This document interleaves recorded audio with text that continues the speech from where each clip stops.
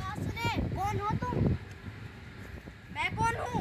मैं हमारे देश का संविधान हूँ। आप में से किसी को पता है कि हमारे देश का संविधान में क्या क्या है?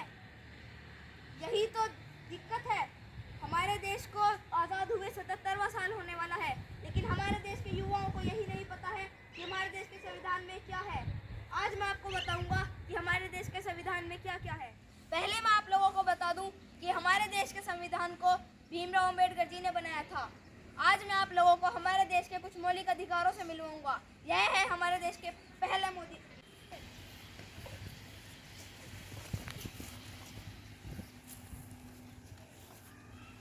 यार तुम देख के नहीं चल रहे थे, तुमने मेरी ड्रेस खराब कर दी है।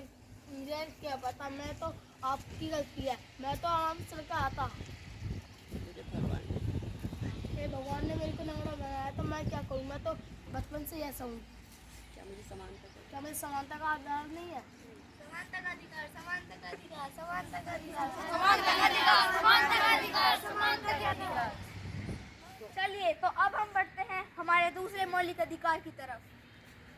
भैया भैया, मुझे टूर पर जाने के लिए 10,000 रुपए चाहिए। नहीं, तुम अकेली लड़की नहीं दूर जाओगी। नहीं जाना, जाओ वहाँ जाकर बैठ जाओ। भैया भैया, मुझे टूर पर जाने के लिए 10,000 रुपए चाहिए। आ गया मेरा छोटा भाई।